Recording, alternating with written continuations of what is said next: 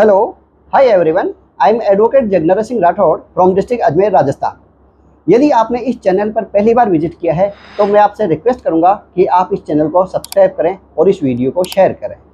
इस चैनल के द्वारा आपको कानून की जटिल प्रक्रिया और उसकी भाषा को सरल शब्दों में समझाने का प्रयत्न किया गया है, जो शायद कानून की जानकारी बढ़ाने में आपकी मदद करेगा। आज मैं आईपीसी की सेक्शन 498A के बारे में कुछ महत्वपूर्ण बातें आपको बताऊंगा। जब एक लड़की की शादी होती है और शादी होने के बाद वह अपना मायका छोड़कर अपने ससुराल में जाती है और जिस परिवार में वो जाती है उस परिवार के फैमिली मेम्बर्स जो होते हैं उनसे लाड प्यार सम्मान की वो अपेक्षा करती है, जिसके वो अधिकारी भी है। और मैं ईश्वर से ये प्रार्थना करूँगा कि जिन लड़कियों की शादी हो चुकी है और उनको ऐसा अच्छा ससुराल मिले, इतना बढ़िया ससुराल मिले कि उनको अपने मायके की याद नहीं आए। परंतु दुर्भाग्यवश कुछ लड़कियों के साथ इस प्रकार की जो लाड प्यार सम्मान प्राप्त करने की अधिकारी होती है उसको वो लाड प्यार सम्मान नहीं मिल पाता है। और कुछ समय बाद, विवाह के कुछ समय बाद ही एक लड़की छोटी छोटी बातों से लेकर घर में विवाद स्टार्ट हो जाता है और वह लड़की डिप्रेशन में रहने लग जाती है, तनाव में रहने लग जाती है और वो अपनी सेल्फ केयर करना ही भूल जाती है। और भी बहुत सारी ऐसी छोटी छोटी बातें हैं जिससे वो रिलेशन टॉक्सिक रिलेशन हो जाती है। और इस प्रकार की टॉक्सिक रिलेशन होने के बाद उस परिवार में उस स्त्री के साथ, उस महिला के साथ, जो अब शादी के बाद वो महिला बन चुकी है, उस महिला के साथ फिजिकली, मेंटली, सेक्सुअली हैरेसमेंट किया जाता है। उसको छोटी छोटी बातों में ताने मारे जाते हैं, उससे दहेज की मांग के मामले में ताने मारे जाते हैं और भी उसको कई प्रकार से हैरान और परेशान किया जाता है, जिसको वो लड़की अपने शब्दों में बयान नहीं कर सकती है। इस प्रकार ऐसी महिलाएं जो व्यथित हैं, पीड़ित हैं, उनके लिए अपने इंडियन पेनल कोड की सेक्शन 498 में इस तरह की महिलाओं को सुरक्षा प्रदान की गई है। इस तरह की महिलाओं को अधिकार दिया गया है कि वह उस परिवार के खिलाफ और उस पति जो हस्बैंड के खिलाफ मुकदमा दर्ज कराएं। और इसके अलावा इस प्रकार की व्यथित और पीड़ित महिलाओं को क्या क्या रिलीफ दिया गया है भारतीय कानून में, उस टॉपिक में भी मैं आपको आज को बताता हूँ। एक लड़की यदि उसकी रिलेशनशिप टॉक्सिक हो चुकी है और उसने अपना यह निर्णय ले लिया है कि अब इस रिलेशनशिप क्विट करना है, अब इस रिलेशनशिप को वो आगे संभव नहीं कर पाती है, उसको बना पाना संभव नहीं कर पाती है और उसको इस रिलेशनशिप से अलग होना उसने लगभग तय कर लिया है या निर्णय ले ही लिया है, तो उस महिला को, उस व्यथित महिला को भारतीय कानून में क्या क्या प्रोविज़न दिए गए हैं, कौन कौन से कानून के तहत वो न्यायालय से और पुलिस से रिलीफ ले सकती है और उसको न्याय प्राप्त कर सकती है। इसमें सबसे पहले एक लड़की जब अपने ससुराल वालों के खिलाफ या पति या उसके नातेदारों को खिलाफ जो मुकदमा दर्ज करा सकती है वह है domestic violence act 2005। Domestic violence act के सेक्शन 12 में वह न्यायालय में आवेदन कर सकती है और न्यायालय में जब वह महिला आवेदन करेगी तो न्यायालय इस जो सेक्शन है उसमें 18 से लेकर 23 तक जो प्रोविज़न दिए गए हैं, जो रिलीफ दी गई है, उस रिलीफ में उसको प्रोटेक्शन का राइट भी दिया गया है, उसको एक सेपरेट रेजिडेंस का अधिकार भी दिया गया है, उसको कोई हैरेसमेंट हुई है, उसको कोई इंजरी हुई है या उसको कोई क्षतिपूर्ति हुई है, जैसे किसी महिला की कोई प्रॉपर्टी है और उस प्रॉपर्टी को उसके ससुराल वाले ने अगर डैमेज कर दिया है, उसको नुकसान पहुंचाया है या उसके इतनी इंजरी हुई है कि जिससे उसके हॉस्पिटल में उसके जो एक्सपेंसेस होंगे तो वो एक्सपेंसेस भी न्यायालय के द्वारा उसको प्रदान किए जाते हैं। और उसको संरक्षण का अधिकार भी दिया जाता है कि यदि वो ससुराल वाले उस महिला को, जहाँ पे वो महिला निवास कर रही है, उसको हैरान और परेशान नहीं करेंगे, उससे मिलेंगे नहीं, उसके बच्चे से नहीं मिलेंगे, उसको किसी भी प्रकार से उसका मिलना जुलना रोका गया है। इस प्रकार सेक्शन 18 से लेकर 23 तक उसको, जिसमें भरण पोषण भी आता है, उसमें इस प्रकार से कई रिलीफ दी गई है न्यायालय के द्वारा। तो डोमेस्टिक वायलेंस एक्ट के थ्रू भी वह महिला अपने हस्बैंड और उसके रिलेटिव के खिलाफ मुकदमा दर्ज करा सकती है न्यायालय में। दूसरा, हिंदू मैरिज एक्ट 1955 के सेक्शन 13 के तहत वह डिवोर्स पिटीशन कर सकती है, जिससे वह उस हस्बैंड से तलाक ले सकती है। और दहेज प्रतिषेध अधिनियम के तहत भी वो महिला न्यायालय में कार्रवाई कर सकती है। और सबसे मेन जो किसी भी महिला के द्वारा यह केस किया ही जाता है वह है इंडियन पेनल कोड के सेक्शन 498A और 406 आईपीसी। इसमें 498A की जो परिभाषा है, कानून में जो इसकी परिभाषा दी गई है, उस परिभाषा में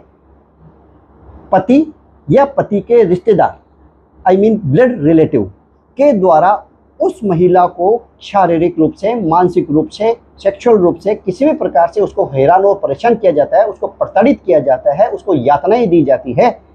तो यह परिभाषा में पति और पति के रिश्तेदारों के द्वारा की गई क्रूरता को इसमें शामिल किया गया है। इसमें दो स्पष्टीकरण भी दिए गए हैं। स्पष्टीकरण में एक में यह कहा गया है कि पति और उसके रिश्तेदार के द्वारा उस महिला को इस कदर व्यथित करना, प्रताड़ित करना, हैरान और परेशान करना कि जिससे उस महिला के आत्महत्या करने की इच्छा हो, उसको आत्महत्या करने के लिए वो मजबूर हो जाए, उसको आत्महत्या करने के लिए उकसाया जाए। दूसरा, उस महिला से या उस महिला के परिवार के किसी भी सदस्य से, उसके माता पिता, भाई बहन, किसी भी ब्लड रिलेटिव से दहेज की मांग करना, जिसमें सोने की मांग करना या व्हीकल की मांग करना या किसी भी प्रकार की बहुमूल्य कीमती चीज़ की कोई मांग करना, ये इसमें परिभाषा में दिया गया है। इस प्रकार जब एक महिला 498A का मुकदमा जब थाने में दर्ज कराती है तो उस महिला को सबसे पहले पुलिस थाने में संपर्क करना चाहिए और एक लिखित शिकायत दर्ज करानी चाहिए। जब महिला को, और यदि महिला के साथ किसी बहुत ही ज़्यादा इंजरी आई हुई है, उसके साथ मारपीट की गई है और यदि वह महिला स्वयं थाने में उपस्थित नहीं हो सकती है तो उस महिला के फ्रेंड्स या उसके ब्लड रिलेटिव कोई भी व्यक्ति जाके उस थाने में शिकायत दर्ज करा सकता है, एप्लीकेशन दे सकता है, जिसमें उस महिला के साथ जो घटना हुई है उस घटना को, उसका विवरण उसमें दिया जाना आवश्यक है। जब पुलिस थाने के द्वारा प्रथम सूचना रिपोर्ट FIR दर्ज कर ली जाती है तो यह इस केस का एक पहला कदम होगा। इस पहला कदम के बाद FIR दर्ज होने के बाद जो अनुसंधान ऑफिसर अधिकारी होता है, जो इन्वेस्टिगेशन ऑफिसर होता है, वह इस केस में जांच करेगा, उस महिला के पति और उसके रिश्तेदारों से साक्ष्य इकट्ठा करेगा, बयान लेंगे और भी वगैरह जो अनुसंधान अधिकारी इस केस में जो उसको उचित लगे उस सभी गवाहों के बयान दर्ज करेगा और जो महिला को स्त्रीधन दिया गया था, विवाह के समय जो दहेज के जो भी सामान दिया गया था, उस सामान की लिस्ट उस पुलिस बाल साधक अधिकारी के पास जो शिकायत के साथ संलग्न है, उस सामान को पुलिस थाना बाल साधक अधिकारी के द्वारा जब्त किया जाएगा और वह सामान उस स्त्रीधन उस महिला को वापस सुपुर्द किया जाएगा। और इसके बाद FIR दर्ज होने के बाद जब इन्वेस्टिगेशन ऑफिसर अपना जो इन्वेस्टिगेशन संपूर्ण कर लेता है कार्य, उसके बाद वह अपनी एक रिपोर्ट बना के न्यायालय में सबमिट करता है और न्यायालय में सबमिट करने के बाद न्यायालय के द्वारा आगे की जो प्रक्रिया अपनाई जाती है वह अपनाएगी। उसके बाद इस केस में अभियुक्त को जिसके खिलाफ आरोप साबित पाए जाते हैं उसको 3 वर्ष का कारावास और जुर्माने से दंडित किया जाता है। इस प्रकार एक महिला जिसके साथ पति या उसके रिश्तेदार जिसमें ब्लड रिलेशन आते हैं उसमें से द्वारा किसी के द्वारा हैरान और परेशान किया जाता है तो ये महिला इंडियन पेनल कोड के section 498, 406, domestic violence act, Hindu marriage act और दहेज प्रतिषेध अधिनियम के तहत कानूनी कार्रवाई कर सकती है और न्यायालय से रिलीफ प्राप्त कर सकती है। परंतु दुर्भाग्यवश भारतीय जो कानून है जिसमें महिलाओं को संरक्षण दिया गया है ताकि उनको किसी भी प्रकार से उनका शोषण नहीं किया जा सके, उनके साथ कोई शारीरिक और मानसिक कोई प्रताड़ना यातना नहीं दे सके, उन महिलाओं को मजबूत करने के लिए, उनकी स्थिति को सुदृढ़ करने के लिए, उनको सक्षम बनाने के लिए यह अधिकार प्रदान किए गए हैं। परंतु आज के परिप्रेक्ष्य में महिलाओं को शिक्षित होने की वजह से या इस धारा का और इन कानूनों का बहुत ही ज़्यादा मिसयूज किया जा रहा है, जो कि सुप्रीम कोर्ट के द्वारा भी इस बात को स्वीकार किया गया है तथा सुप्रीम कोर्ट ने भी अपने कई निर्णयों में इसे एक वैधानिक आतंकवाद का शब्द कहा था, जिसमें भी काफ़ी चर्चित रहा था वो। और उसके अलावा कई जैसे कहकशा बनाम स्टेट ऑफ बिहार और अर्नेश कुमार का जैसे केस आए थे, उन केसों में 498 पर कई इंस्ट्रक्शन जारी किए गए हैं। पहले क्या होता था, इन इंस्ट्रक्शन से पहले कि जैसे ही कोई FIR दर्ज होती थी तो पुलिस जो अनुसंधान ऑफिसर होता था वह पति या जिसका भी उस FIR में नाम लिखाया गया है उन सबको अरेस्ट करके न्यायालय में भेज दिया जाता था। परंतु अब इस सेक्शन का मिसयूज होने के कारण, इसका दुरुपयोग होने के कारण इस सेक्शन में कहीं सुप्रीम कोर्ट की द्वारा जो गाइडलाइन जारी की गई है उसमें CRPC के सेक्शन 41A के थ्रू अब किसी भी व्यक्ति को डायरेक्ट अरेस्ट नहीं किया जा सकता, उसको 41A का नोटिस दिया जाना जरूरी है। और यदि किसी पति को या उसके किसी ब्लड रिलेशन को जिसका आरोप प्रमाणित पाया जाता है, उसको गिरफ्तार कर भी लिया जाता है और यदि नोटिस नहीं दिया गया है तो उसका बेल का लिए एक आधार होता है। इस प्रकार अब 498 में इस प्रकार सुप्रीम कोर्ट की जो गाइडलाइन प्राप्त हुई है, गाइडलाइन प्राप्त होने के बाद कई अफवाहें फैलाई जा रही है। यूट्यूब पर भी ऐसे कई वीडियोज हैं जिसमें ये अफवाहें फैलाई जा रही है कि 498 को असंवैधानिक घोषित कर दिया गया है या उसको समाप्त कर दिया गया है। दोस्तों, यह कतई गलतफहमी है, यह बिल्कुल सरासर गलत है। इसी प्रकार की कोई भी सुप्रीम कोर्ट के द्वारा 498A को किसी भी प्रकार के असंवैधानिक और उसको गलत करार नहीं दिया गया है। हाँ, उसमें इंस्ट्रक्शन जारी किए गए हैं क्योंकि इस धारा का बहुत ही ज़्यादा मिसयूज हो रहा था, इसलिए। अब अगर कोई महिला पुलिस थाने में 498A की अगर FIR दर्ज करवाती है तो उस FIR में उस महिला को यह बताना आवश्यक होगा कि मेरे साथ किन किन लोगों ने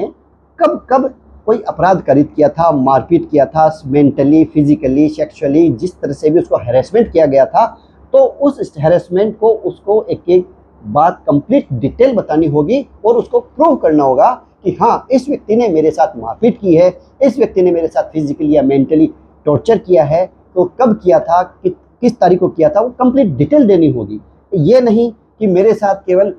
फिजिकली और मेंटली क्रूरता की जा रही है, उसके आधार पर FIR दर्ज होती है। अब वो नहीं होगा।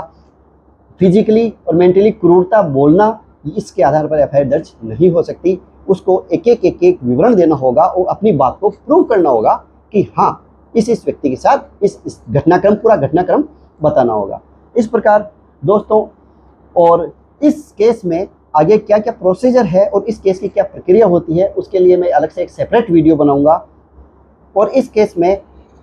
किस प्रकार से एक हस्बैंड के द्वारा बचाव किया जा सकता है, उसके क्या क्या आधार हैं, उसके लिए भी एक पृथक से वीडियो बनाऊंगा। और डोमेस्टिक वायलेंस एक्ट पे मेरा एक अलग से वीडियो बना हुआ है जिसका लिंक मैंने डिस्क्रिप्शन में दे रखा है, कृपया आप देखें। और केवल किसी व्यक्ति के द्वारा पुलिस थाने में शिकायत लिखाना या कहीं पर भी कोई शिकायत लिखना और ये निश्चित हो जाना कि हाँ, हमने कंप्लेंट करा दी है, उससे न्यायिक कार्रवाई एक्टिवेट नहीं होती है। न्यायिक कार्रवाई को एक्टिवेट करने के लिए, न्याय पाने के लिए न्याय का दरवाज़ा खटखटाना पड़ता है। दोस्तों, बाइबल की एक बहुत अच्छी लाइन है, knock and door will be open for you.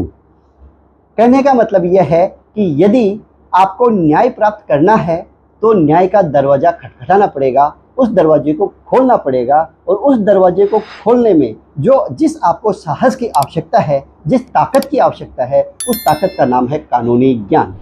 Information of knowledge. We are always with you, ahead of you for the protection of your right. आपके अधिकारों की सुरक्षा के लिए